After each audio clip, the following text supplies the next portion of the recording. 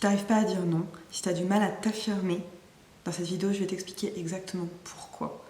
Il y a beaucoup de gens qui pensent que c'est juste une question peut-être de volonté, qu'il suffit de s'affirmer, de dire les choses.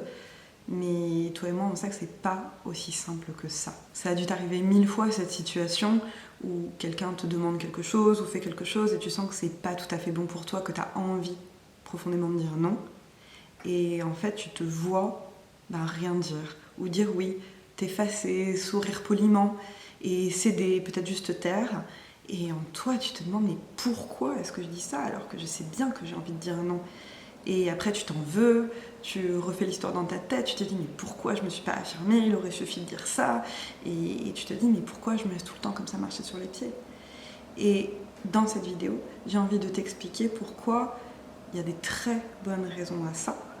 C'est pas pour rien, c'est pas juste une question de volonté, c'est pas juste une question de s'affirmer, il y a des raisons plus profondes, mais la bonne nouvelle c'est qu'il y a aussi des manières d'y remédier et de pouvoir enfin poser tes limites. Je suis psychologue depuis 10 ans et sur cette chaîne YouTube, je t'accompagne pour mieux te comprendre et mieux t'aimer. Alors j'ai fait une autre vidéo il y a quelques temps sur comment poser des limites efficaces où j'explique les étapes pour poser des limites. Je te la mets ici, elle est très intéressante, elle est très bien faite, mais je vais te la résumer en quelques mots.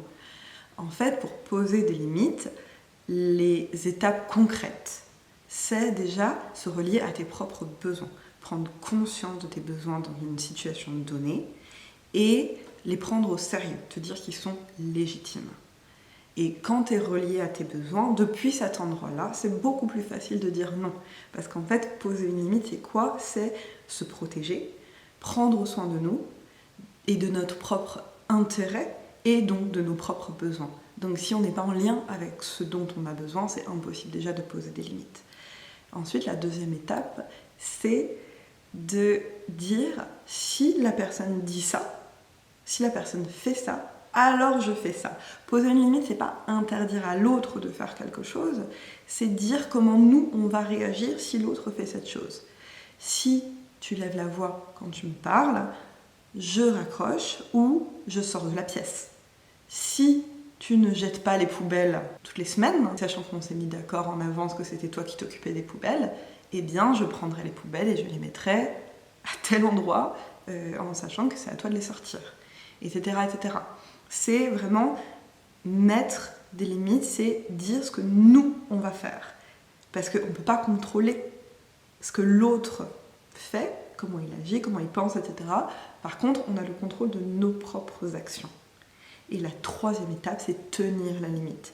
Il y a des gens, si on pose une limite, si on dit clairement nos besoins, ils vont respecter et ils vont tout simplement faire les choses et ça va bien se passer. Mais souvent, quand on a besoin de mettre des limites claires, c'est qu'en face de nous, on a quelqu'un qui a du mal à respecter nos besoins. Et donc, pour tenir une limite, ça veut dire qu'à chaque fois que la personne fait la chose qui nous dérange, eh bien, on va avoir la réponse qu'on a avant dit qu'on allait avoir. Donc, si 100 fois quelqu'un nous parle mal, 100 fois on va raccrocher ou sortir de la pièce. Parce que c'est une question de nous protéger nous, mais c'est aussi une question d'apprendre à l'autre comment il peut nous traiter. Il y a des gens qui vont nous traiter bien quoi qu'on fasse, mais il y a aussi des gens qui vont tout simplement aller chercher toujours la limite, aller chercher toujours plus loin, soit parce qu'eux-mêmes ils ont un problème relationnel, ou bien tout simplement par confort, parce que parfois c'est plus confortable de ne pas prendre en compte les besoins de l'autre que de prendre les autres en compte. C'est vrai, ça prend de l'énergie de prendre les autres en compte, et il y a des gens pour qui éthiquement c'est pas forcément une priorité. Et là c'est vraiment la question de quand vous voyez comment vous devez faire avec des enfants. Les enfants, on leur pose une limite, et on va devoir la remettre 100 fois.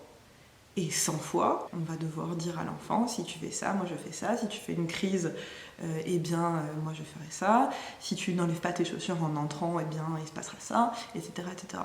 C'est vraiment cette question-là de tenir la limite, quoi qu'il arrive. Parce que si on ne tient pas la limite, l'autre apprend qu'il peut continuer à mal nous traiter. Donc ça, c'est vraiment la manière concrète de poser des limites. Le problème, c'est que même quand on connaît le mode d'emploi, alors déjà, si on ne connaît pas le mode d'emploi, ça va être compliqué, parce qu'il y a beaucoup de gens qui pensent tout simplement que poser des limites, c'est dire à l'autre comment il devrait se comporter. Et donc là déjà, on ne risque pas d'y arriver. Mais une fois qu'on a ça clairement dans la tête, ça peut encore être difficile. Et je vais t'expliquer pourquoi. Il y a une raison plus profonde pour laquelle faire ça, c'est pas forcément facile pour tout le monde. En fait, pour poser cette limite et pour se dire je vais faire respecter mes besoins, je vais faire respecter mon propre intérêt, il faut penser qu'on mérite. Il faut avoir la croyance qu'on a suffisamment de valeur pour se dire mes besoins sont suffisamment importants pour que je les fasse respecter. Mon intérêt est suffisamment important pour que je le protège. Mon bien-être est suffisamment important pour que je mette des limites qui vont protéger ma paix intérieure. Et ça, c'est vraiment une question d'estime de soi. Et si on a une mauvaise estime de soi, si on a appris, souvent dans notre enfance, qu'on ne méritait pas des bonnes choses, qu'on ne méritait pas d'être traité avec respect, qu'on ne méritait pas que les autres prennent en compte nos besoins, eh bien ça va être extrêmement difficile de faire respecter nos limites. Tout simplement parce qu'on a la croyance profonde que c'est quelque chose qu'on ne mérite pas. Et en tant qu'être humain, on va créer notre programmation, nos croyances fondamentales dans l'enfance selon la manière dont on va être traité. Et souvent par nos parents, les personnes qui s'occupent de nous le plus souvent. Et quand on va être traité d'une certaine manière par nos parents, eh bien, même quand ils font leur mieux, même quand ils ont envie de bien nous traiter, parfois ils font comme ils peuvent avec ce qu'ils ont. Et tout simplement, ça va nous apprendre certaines choses sur nous-mêmes. Comme une éponge, l'enfant, il va absorber tout ça. Et ensuite, ces croyances-là, elles vont un peu se cristalliser. Et dans le reste de notre vie, on va fonctionner avec ce programme, ces croyances-là, qui peuvent être changées, mais qui sont beaucoup plus difficiles à changer dans le reste de la vie. Alors bien sûr, il y a tout un travail qu'on peut faire, et je vais t'expliquer ça ensuite pour changer ces croyances.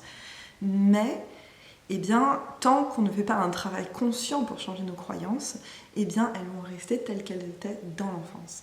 Et cette croyance fondamentale sur notre propre valeur, sur ce qu'on mérite, sur notre estime de nous, eh bien, ça va vraiment définir à quel point on va être capable de poser nos limites.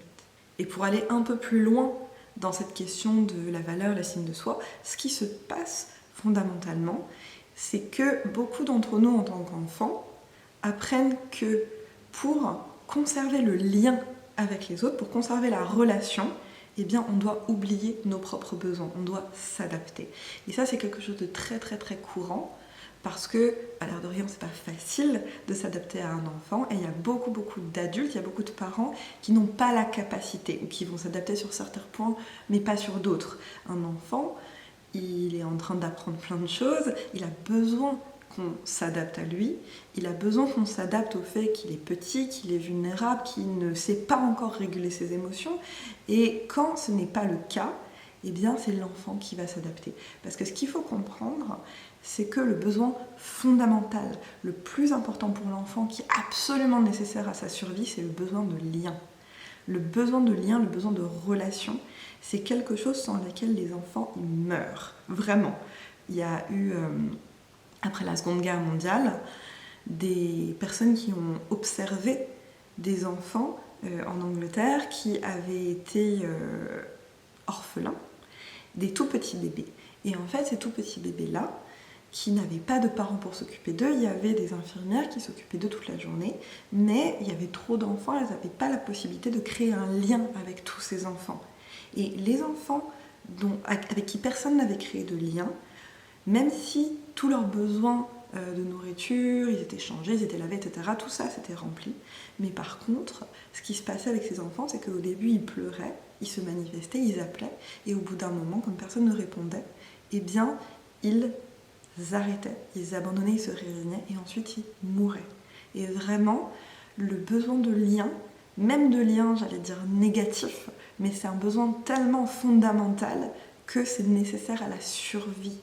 Et les enfants, ils vont faire passer ça avant tout le reste. Et c'est le médecin Gabor Maté qui parle beaucoup de ces sujets-là, d'attachement, d'addiction, de trauma, qui dit que le besoin de relation pour un enfant va passer avant ses autres besoins, avant le besoin d'authenticité. Le besoin d'authenticité, c'est le fait d'être relié à nous-mêmes, d'être relié à ce que authentiquement on ressent et ce dont authentiquement on a besoin. Et en fait, un enfant, quand il doit choisir entre les deux, pour sa survie, il est obligé de choisir le besoin de lien. Et si ça doit être au détriment de lui-même, de ses besoins, de son intégrité, eh bien, c'est la seule possibilité en fait.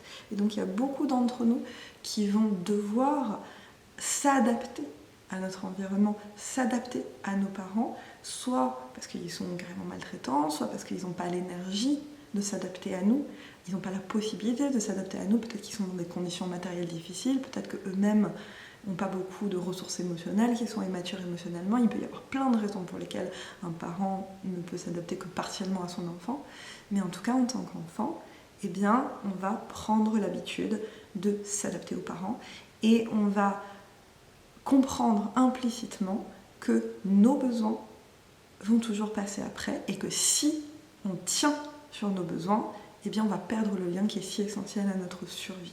Et c'est pour ça que dans le présent, tu vas continuer avec cette programmation-là.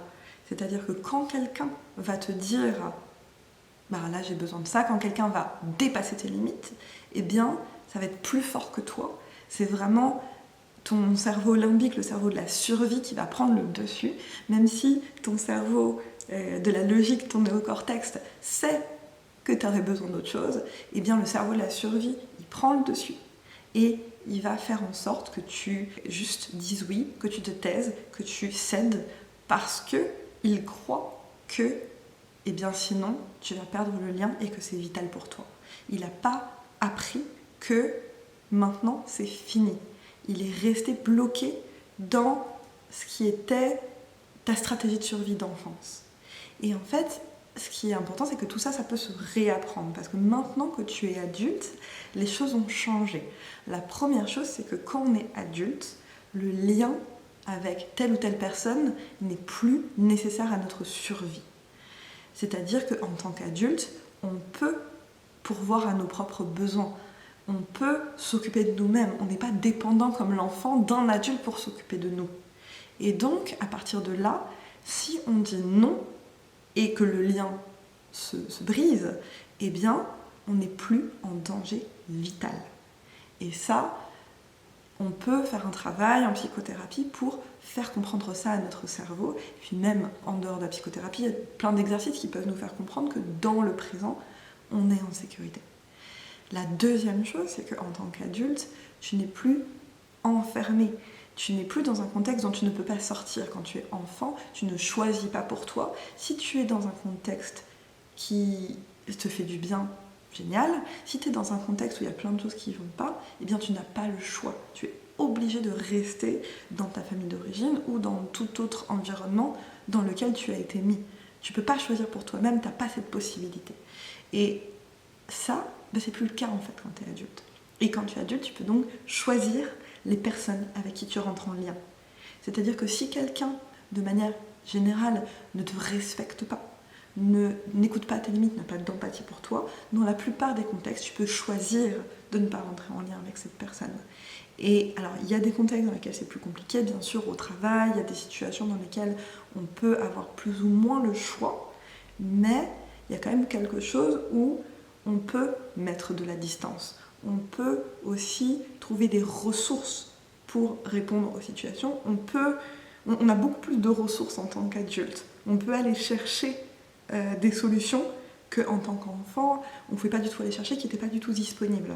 Et donc, il y a quand même la plupart des situations dans lesquelles, à plus ou moins longue échéance, bien sûr quand c'est le travail, il faut pouvoir changer de travail, mais c'est souvent possible à moyen terme. Il y a plein de situations dans lesquelles les personnes avec lesquelles tu rentres en lien et qui ne te conviennent pas, tu peux décider de prendre tes distances, voire même de ne plus les voir, ou de partager des choses avec ces personnes-là qui sont à la hauteur de ce qu'elles sont capables de donner, du respect qu'elles sont capables d'avoir pour toi. Et ça, c'est possible que quand tu développes une suffisamment bonne estime de toi. C'est possible que quand tu vas créer en toi cette croyance nouvelle de « j'ai de la valeur ». Je mérite des bonnes choses, je mérite du respect, je mérite qu'on me prenne en compte, qu'on écoute mes besoins, et moi-même je mérite d'écouter mes besoins, moi-même je mérite de me protéger, moi-même je mérite d'être là pour moi, de me soutenir, de ne pas m'abandonner.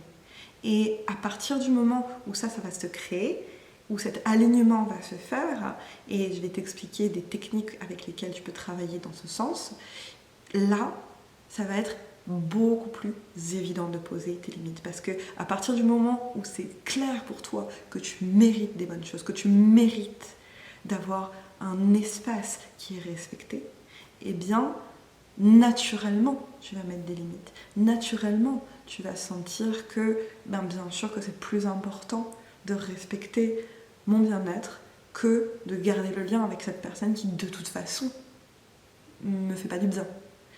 Et là, il y a quelque chose qui peut vraiment changer.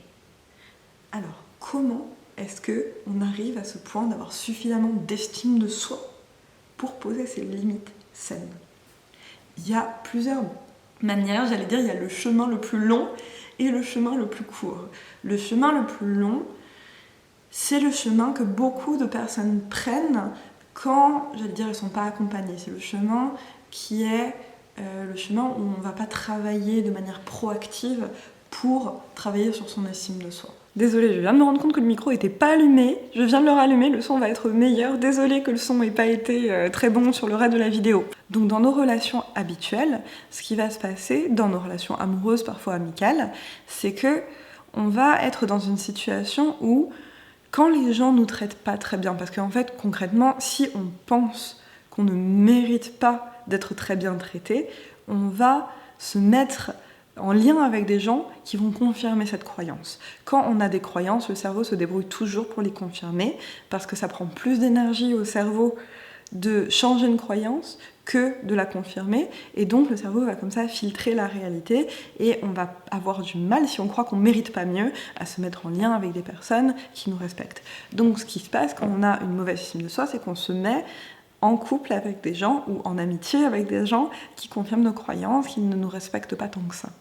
Et en fait, quand le manque de respect est vraiment très profond, quand les gens dépassent nos limites en permanence, voire même ils nous maltraitent, voire même on est dans des relations toxiques ou abusives, eh bien, au bout d'un moment, c'est tellement dur, c'est tellement horrible, qu'au bout d'un certain niveau de mauvais traitement, eh bien, on va se dire, mais je n'en peux plus. C'est plus possible. Je ne supporte plus, c'est trop dur. Et à ce moment-là, on va mettre une limite. On va mettre fin à la relation.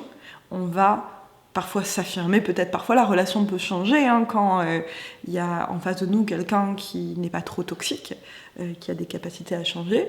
Donc soit on va mettre des limites dans la relation, la personne va bouger, la personne va changer, mais bien souvent, quand les personnes sont vraiment trop maltraitantes, se comportent vraiment trop mal, il faut mettre fin à la relation, et on va enregistrer par cette action une nouvelle croyance qui est ça, c'est mon nouveau standard de ce que je mérite en fait. Mieux que ça. Je ne mérite pas aussi pire. Et en fait, souvent, ça va être les pires actions de cette personne qui vont nous pousser à mettre des limites. Donc si cette personne a plein d'actions qui dépassent nos limites, mais que le pire, c'est par exemple nous rabaisser en permanence, voire même, on peut parler de violence physique, c'est des choses qui arrivent souvent, et bien dans notre relation d'après, on aura mis un standard où je ne supporte plus, et là j'ai vraiment un signal d'alerte très clair qui se met quand la personne est violente physiquement par exemple, ou quand la personne me rabaisse. Et ça, c'est quelque chose que je n'accepterai plus, c'est mon nouveau standard, c'est ma nouvelle limite, et ça, je l'ai tellement vécu, j'en ai tellement souffert, que ça, c'est fini. Et alors malheureusement, quand les gens ont beaucoup de problèmes d'estime d'eux-mêmes, ils peuvent rester longtemps dans des relations où ils sont très rabaissés, voire même où il y a de la violence physique, voire même où ils sont en danger, et ne jamais mettre de limites. Ça, c'est des gens souvent qui sont très traumatisés, qui ont vécu des enfances très difficiles, qui ont été très maltraités. et qui voilà, ont vécu des choses vraiment dures. Mais parfois même ces personnes-là, si elles ont de la ressource, si elles trouvent en elles la ressource de bouger, même ces personnes-là, elles peuvent aussi au bout d'un moment mettre des limites quand les limites sont beaucoup trop dépassées. Et en fait, ce qui se passe souvent, ce qu'on observe, c'est que de relation en relation, de relation amoureuse en relation amoureuse, d'amitié en amitié, on va avoir des standards de plus en plus hauts quand tout se passe bien. Ça arrive malheureusement qu'on ait des gens très très manipulateurs, pervers en face de nous qui vont faire descendre nos standards aussi, parce que quand ils nous rabaissent, ils peuvent encore descendre notre estime de nous-mêmes. Ça, c'est une situation encore autre et c'est horrible. Et ça pourrait être le sujet d'une autre vidéo, mais en tout cas voilà. Mais quand même souvent, moi ce que j'observe, c'est que les personnes vont avoir des standards de plus en plus hauts, vont accepter de moins en moins de choses, de relation en relation, et vont aller comme ça vers des limites qui vont être de plus en plus claires et une estime d'elle-même qui va être de meilleur en meilleur. Sauf que ça prend du temps et c'est beaucoup d'essais et erreurs et c'est beaucoup de ruptures et c'est beaucoup de douleurs. La manière la plus rapide, c'est de travailler directement sur l'estime de soi et de travailler directement sur l'amour de soi, ce que je mérite et ma propre valeur. Et pour ça, il y a beaucoup de manières différentes.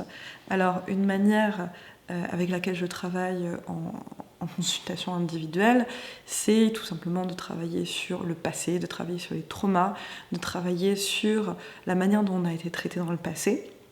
Ça, c'est des choses qu'on peut faire en étant accompagné, avec plein de types de thérapies différentes. Mais il y a aussi des manières dont on peut faire ce travail seul, soit en travaillant sur nos croyances, soit en faisant un travail de prendre soin des parties de nous, enfants, de l'enfant intérieur. Et j'ai plein d'autres vidéos sur l'enfant intérieur, j'en ai déjà une, je vais en sortir d'autres.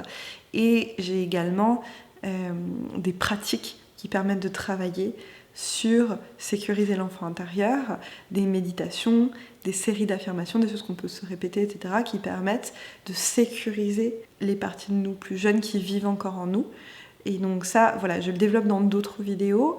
Il y a des vidéos que je vais sortir encore de pratiques de méditation, etc. Il y en a qui sont déjà sorties. Je t'invite à aller voir ça. Et c'est un travail qui est très profond et qui est vraiment très beau et qui permet vraiment de créer en nous une sécurité intérieure et un sentiment que on mérite en fait des bonnes choses, que ce qu'on a vécu dans le passé, en fait, ça vient pas nous définir, c'est pas parce qu'on a été maltraité qu'on méritait d'être maltraité, on a été maltraité parce que les circonstances étaient ça ou ça, mais en fait on mérite des bonnes choses et le fait de donner des bonnes choses à notre enfant intérieur, ça lui permet de comprendre qu'en fait c'est ça qu'il mérite. Donc tout ce travail-là, il est très profond, il est très efficace. Et dans le quotidien, ce qu'on peut faire qui est similaire à ça, c'est un travail sur les besoins et sur les émotions. De valider nos besoins, de prendre conscience de nos besoins et de valider nos émotions, de se dire qu'elles sont légitimes, qu'on a le droit de les ressentir et de ressentir de l'empathie pour nous-mêmes. Ça, je le développe dans d'autres vidéos. J'ai une vidéo sur la validation émotionnelle. Je vais bientôt faire une vidéo sur prendre en compte nos besoins. J'ai des méditations là-dessus, donc je t'invite à aller voir tout ça. Et puis, parallèlement à tout ça c'est complémentaire, il y a un travail que tu peux faire sur tes croyances. Comment prendre conscience de tes croyances inconscientes, comment venir les changer. J'ai une vidéo sur comment utiliser les affirmations pour changer tes croyances et t'aimer davantage, c'est un outil parmi d'autres et je te le mets là.